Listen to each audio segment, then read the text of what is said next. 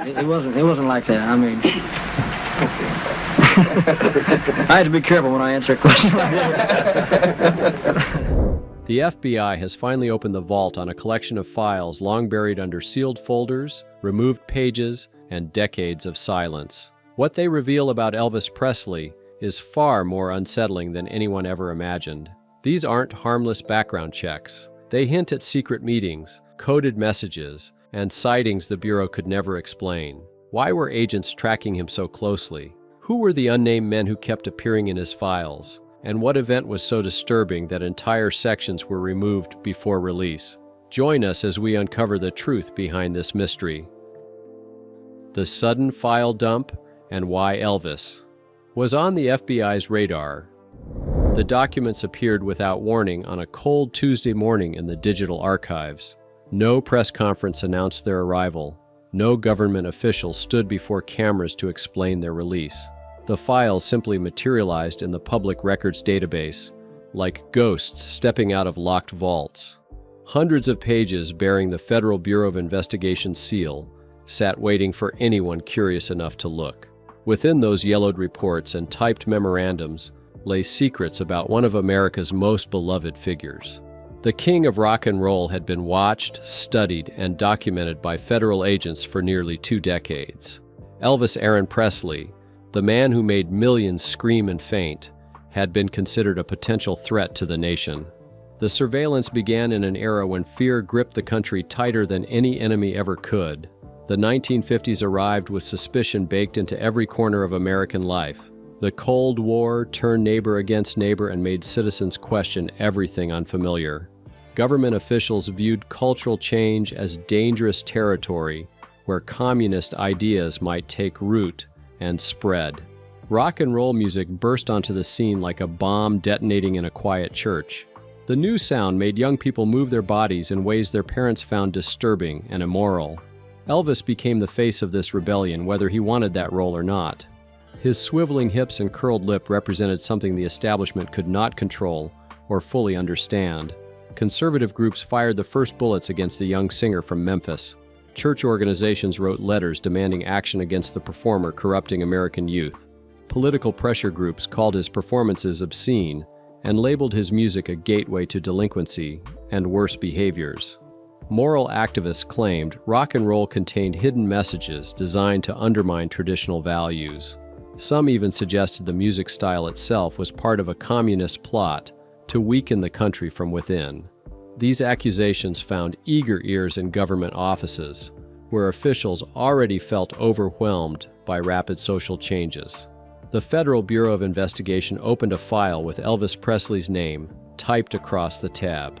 What started as routine monitoring of citizen complaints would grow into something far more extensive and intrusive. The early pages contained seemingly harmless reports about concerned citizens expressing outrage. Letters arrived at FBI headquarters describing Elvis as dangerous and un-American. Anonymous tipsters claimed he associated with questionable people and promoted immoral behavior among teenagers. Agents dutifully recorded these complaints and filed them away in growing folders. But then the tone shifted. Small red flags began appearing throughout the documents. Odd, threatening letters sent to venues where Elvis performed caught the attention of investigators. Someone mailed warnings about planned disruptions at concerts. Reports surfaced about individuals making vague threats against the singer himself. What began as moral panic from frightened citizens transformed into legitimate security concerns requiring actual surveillance. The files grew thicker with each passing month. Minor incidents escalated into patterns that worried federal investigators. Anonymous threats became more specific and more frequent. The Bureau noticed connections between certain letters and known agitators. Some threats mentioned weapons or coordinated actions at upcoming performances. Agents had to consider whether Elvis was simply a controversial entertainer or whether his fame created genuine national security vulnerabilities. The answer they reached would justify years of watching, listening, and documenting every move the king made. The surveillance machine had been activated, and it would not stop turning until long after Elvis left the building for the final time. Deep inside Bureau headquarters, agents gathered around a conference table to plan something unprecedented, a full-scale operation targeting a rock and roll singer whose every concert now required federal eyes and ears. The FBI's secret monitoring of Elvis. The classified documents revealed an operation that went far beyond casual observation. Inside the Bureau, agents referred to their surveillance effort with a code name that never appeared in any public record. King Watch represented a coordinated nationwide effort to track Elvis Presley's movements, associations, and influence. The files showed meticulous planning and resource allocation that typically reserved itself for suspected criminals or foreign operatives. Federal agents treated the monitoring of a musician with the same seriousness they applied to espionage cases. Detailed reports filled page after page describing concert dates, travel routes, and the names of everyone who came within the singer's orbit. The operation consumed countless hours and significant taxpayer money, all focused on one man with a guitar and a voice that made the world listen. Agents received orders to attend performances in cities across America. They bought tickets like ordinary fans and sat among screaming teenagers while taking careful notes. Every show generated a report documenting the crowd's reaction, the performer's behavior, and any incidents that occurred. Investigators recorded which songs Elvis sang and how the audience responded to each number. They noted when he moved his body in ways that generated excessive enthusiasm. Travel became another focal point of intense scrutiny. Agents tracked flights, hotel reservations, and vehicle movements. They documented which cities he visited and how long he stayed in each location. His associates faced examination as thorough as if they were suspected of serious crimes. Anyone who spent significant time near Elvis found their name added to Bureau files. The mail surveillance program revealed the depths of federal intrusion into private life. Agents obtained permission to monitor correspondence flowing to and from addresses associated with the singer. They photographed envelopes, recorded return addresses, and in some cases read the actual contents of letters. This invasion occurred without Elvis knowing that federal eyes examined his personal communications. The justification centered on threat assessment and security concerns, but the scope extended far beyond protecting someone from harm. Investigators wanted to understand who influenced Elvis and what ideas might be shaping his worldview. They tracked fan mail looking for patterns that might indicate organized groups forming around his celebrity. Every piece of correspondence became potential intelligence in a file that never stopped growing. The most disturbing revelation involved informants planted throughout the music industry. The Bureau recruited individuals who worked in recording studios, concert venues, and management offices. These informants reported conversations they overheard and activities they witnessed. Some worked in theaters where Elvis performed and filed reports about backstage behavior. Others held positions in radio stations or record companies where they could monitor industry discussions about the controversial performer. The informant network created a web of surveillance that touched nearly every aspect of Elvis's professional life. Musicians who collaborated with him never knew their casual comments might end up in federal reports. Venue employees had no idea the person sweeping floors or checking tickets might be feeding information to government agents. Federal concern centered on something larger than just monitoring one famous singer. The files revealed deep anxiety about Elvis's global influence and what that power might mean for American culture. Agents wrote lengthy analyses about how his popularity spread beyond music into fashion, language, and social attitudes. They worried about his ability to shape the thinking of an entire generation. The political implications troubled investigators most of all. Elvis represented change at a time when change itself seemed threatening. His success challenged racial barriers in music and brought black rhythm and blues sounds to white audiences. This cultural mixing horrified segregationists and worried federal officials who feared social upheaval. The Bureau saw Elvis as a catalyst for transformation they could neither predict nor control. Reports reflected an unmistakable sense that something significant was building around the performer. Agents described feeling like witnesses to a cultural earthquake that might reshape the entire country. They documented the formation of fan clubs that resembled political organizations in their structure and devotion. They noted how young people adopted Elvis as a symbol of rebellion against parental authority. The intensity of fan devotion seemed almost religious in nature, and this troubled investigators who saw potential for manipulation. What if someone with darker intentions gained influence over Elvis and used his fame for dangerous purposes? What if foreign adversaries recognized his power and attempted to turn him into an unwitting propaganda tool?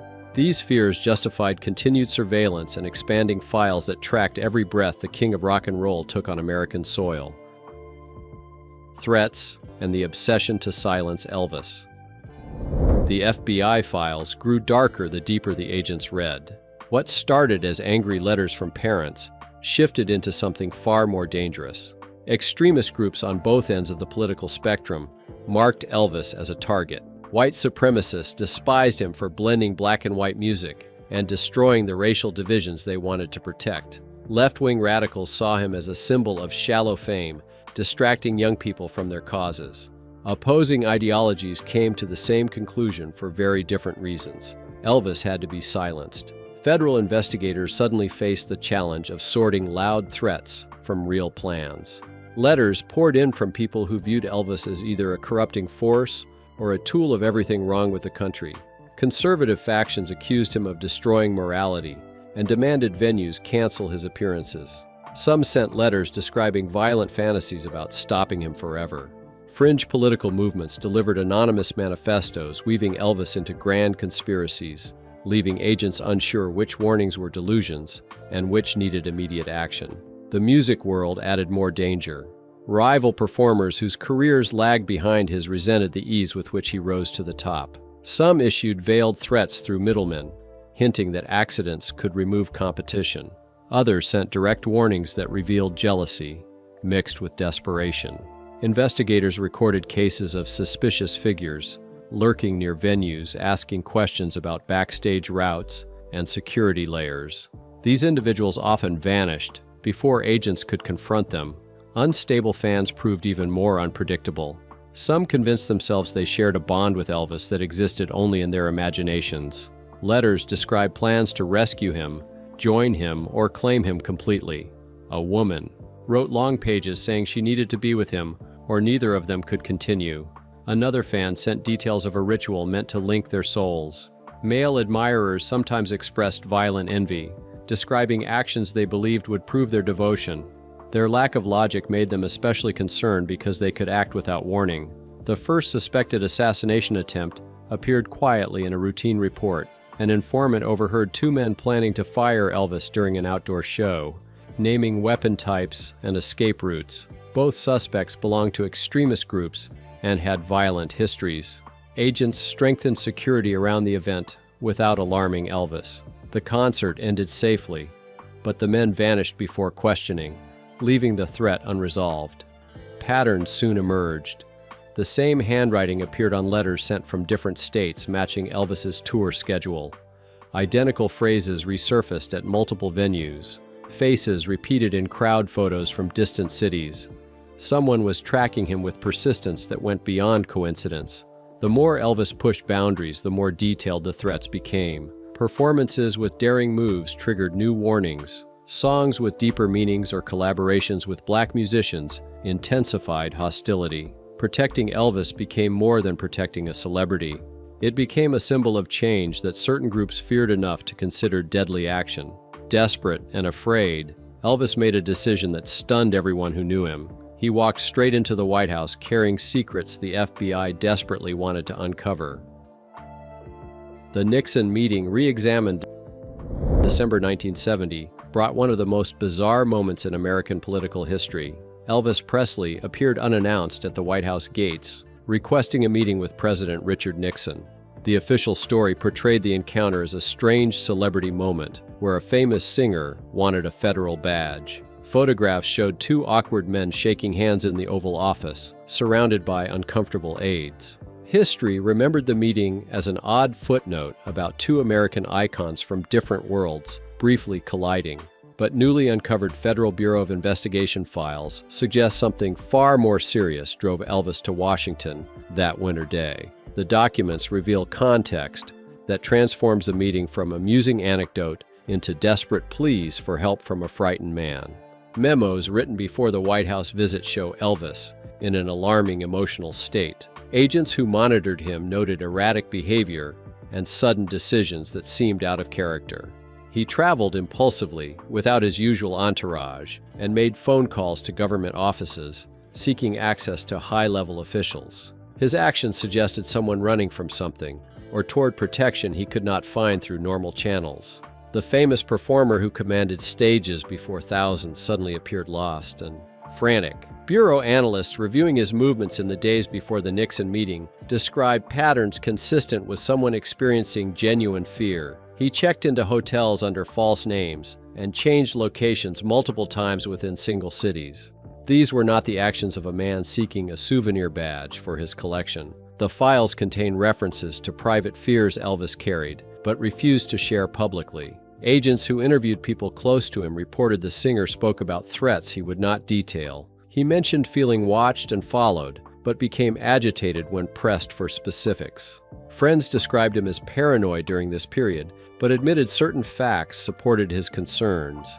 Vehicles did follow him on multiple occasions. Strange phone calls came to his residence at odd hours with no one speaking on the other end. Hotel rooms showed signs of being searched while he performed. The line between justified concern and imagined danger blurred in ways that troubled even experienced investigators accustomed to assessing threat credibility.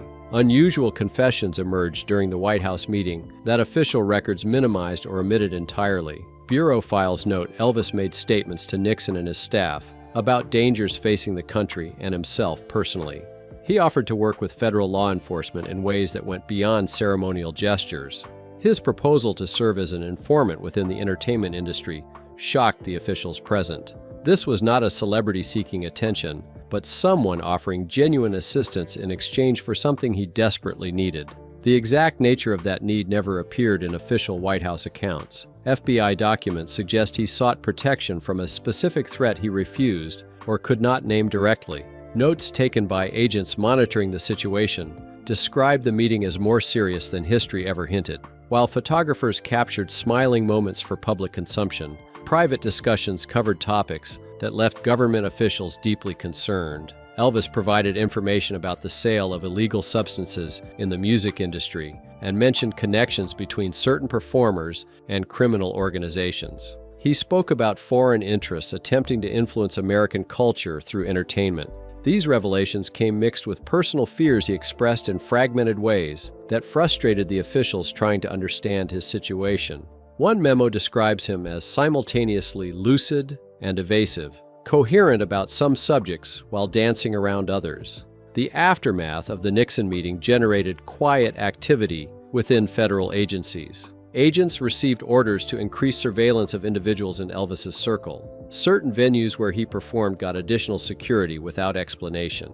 Bureau resources quietly shifted to investigate threats the singer may have disclosed during his White House visit. The protective measures suggested officials took his concerns seriously, despite public portrayals of the meeting as lighthearted celebrity nonsense. Something Elvis said that December day convinced powerful people he faced genuine danger. The files never explicitly state what threat prompted such responses, but the pattern of increased federal attention speaks clearly enough. Questions emerged that investigators never fully answered. Why did Elvis feel compelled to seek presidential intervention rather than rely on private security or local police? What specific threat did he fear enough to risk looking foolish by appearing unannounced at the White House? Why did he offer to work with federal agencies in ways that could damage his career and reputation if exposed? The FBI documents raise these questions repeatedly without providing satisfying answers. Agents assigned to review the case noted inconsistencies and gaps that suggested information was being withheld or deliberately obscured. One investigator wrote that Elvis seemed to be protecting someone even while seeking protection for himself. The mystery of what really drove him to Nixon's office remained locked inside the performer's troubled mind, where federal agents could not reach. The mystery man? Hidden throughout the files. A name appeared in the documents that made no sense to anyone trying to piece together the surveillance puzzle. The designation changed slightly across different reports, but always referred to the same shadowy presence. Sometimes he was Subject 12. Other times the files called him the consultant. Certain memos used only initials that spelled nothing recognizable. This cryptic figure surfaced repeatedly throughout years of surveillance records, yet remained completely undefined. No photograph existed in any file. No job title clarified his role. No confirmed identity gave investigators something concrete to pursue. He was a ghost written into official reports by agents who clearly knew something they refused to document properly. The mystery man connected to suspicious events surrounding Elvis in ways that seemed too frequent for coincidence. His presence got noted around the time threatening letters arrived at venues. Strange visitors who appeared backstage often had prior contact with this unnamed individual, according to careful tracking in the files. Unexplained movements within Elvis's inner circle coincided with moments when Subject 12 was reportedly nearby. Agents documented his involvement without ever explaining who he was or why he mattered. The pattern suggested someone with access to information and people that gave him dangerous capabilities. Bureau analysts struggled to categorize this elusive figure, and their confusion showed in contradictory assessments. Some reports treated him as an insider with legitimate business in Elvis's world. Others described him as a political operator working angles no one fully understood. Certain analysts suspected he might be a double agent serving interests that conflicted with American security. A few investigators wondered if he was simply a hidden rival, orchestrating problems from the shadows. Each theory had supporting evidence, but none explained everything. The mystery man fit too many roles and served too many possible masters. Something changed in the documents whenever his presence appeared in reports. The tone shifted in ways that seemed deliberate and telling. Writers grew more careful with their words, as if suddenly aware that others might read their assessments. Details became vague where they had been specific. Names disappeared behind pronouns and indirect references. Agents who normally wrote straightforward accounts suddenly danced around facts and used language that obscured rather than clarified. This change suggested the mystery man held power or knowledge that made even federal investigators nervous about documenting too much. The files never resolved who Subject 12 really was or what role he played in Elvis's story. He remained a cipher hidden in plain sight throughout hundreds of pages. His existence raised uncomfortable questions about how much the Bureau actually knew versus how much they chose to record. Perhaps some truths were too sensitive to write down even in classified documents. Perhaps the mystery man represented something the government wanted forgotten rather than explained. Whatever his real identity, his presence throughout the files transformed them from simple surveillance records into something darker and more complex than anyone expected. In the neon-lit desert city where fortunes changed overnight, Elvis walked into a trap disguised as stardom, while federal agents watched helplessly from the shadows. The FBI's rising panic. Las Vegas became the stage where everything dangerous in Elvis's world converged at once. The International Hotel offered him a residency that would cement his comeback and restore his crown. Federal agents saw something entirely different when they looked at the glittering desert city. They saw criminal empires built on money laundering and violence. They saw corrupt officials bought and paid for by organized crime families. They saw a performer walking straight into a web that had trapped and destroyed many before him. The Bureau embedded operatives throughout the casino and hotel complex as Elvis prepared for opening night. Their mission went beyond simple observation now. They needed to protect someone who had no idea how much danger surrounded him. The files documented mob-linked figures appearing around Elvis from the moment his Vegas residency began. Known associates of crime families secured front-row tables at every performance. Men with connections to illegal gambling operations visited his dressing room.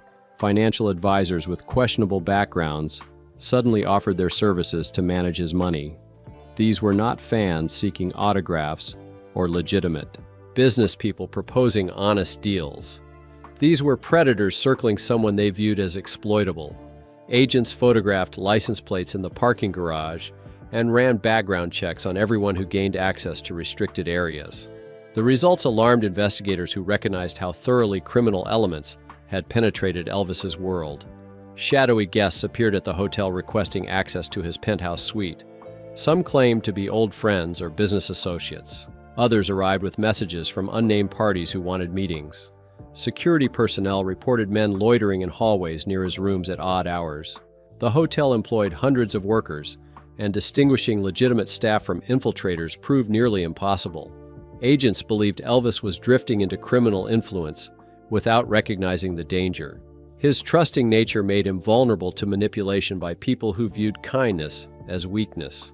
Intelligence reached the Bureau about a plot to harm Elvis during transport between locations. The plan involved multiple vehicles and armed men prepared to use force. Details suggested inside help from someone with knowledge of his schedule and security arrangements. Emergency measures went into effect immediately.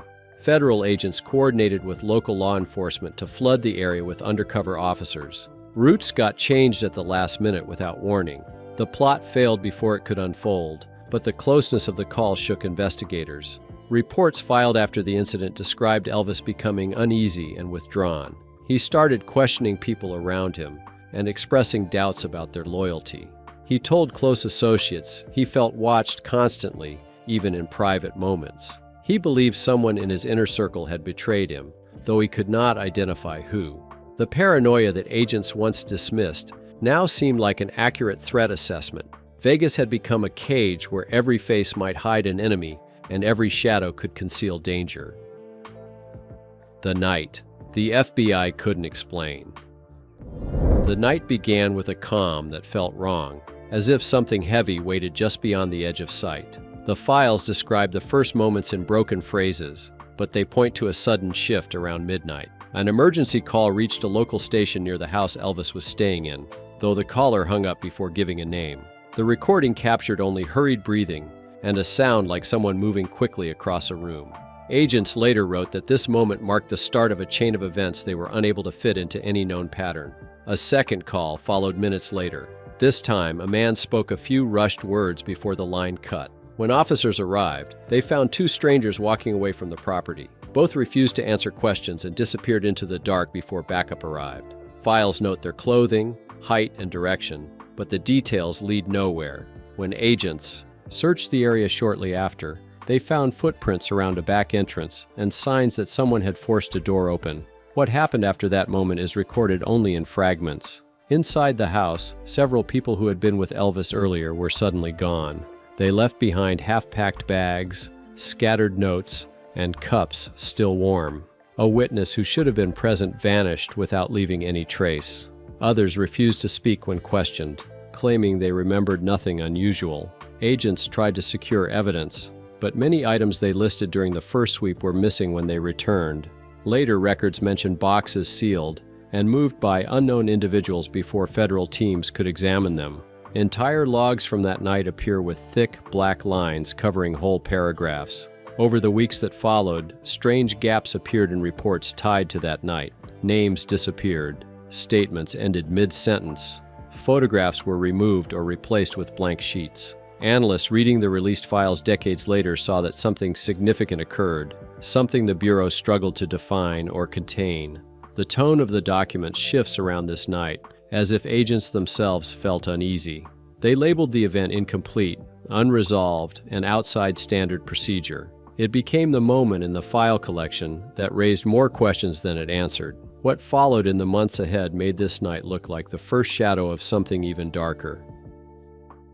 Death, confusion, and the hidden documents. In the months leading toward Elvis's final days, the files lose their structure. Pages appear out of order, as if someone removed sections and returned them hastily. Surveillance logs that had been detailed for years suddenly end with short lines saying only unavailable or missing. Agents who once wrote long notes changed their style, leaving brief remarks that offer little clarity. The records from this period feel fractured, like a story told through pieces that do not fully connect. Among the scattered pages sits a marked document labeled "Do Not Release."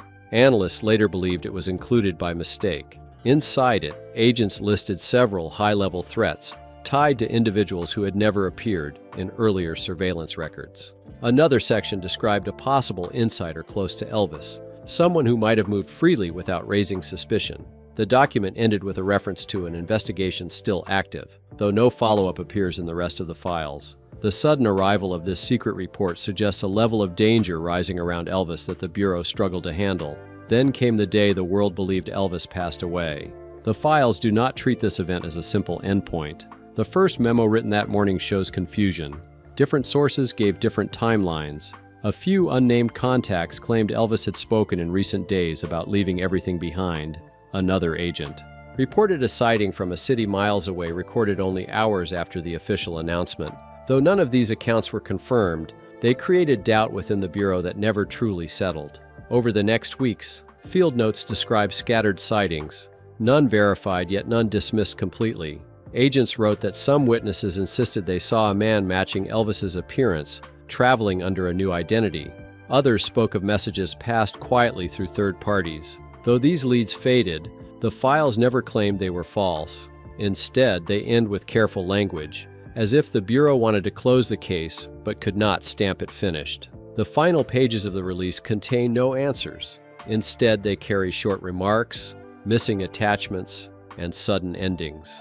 The last entry hints at a possibility the Bureau never confirmed or denied.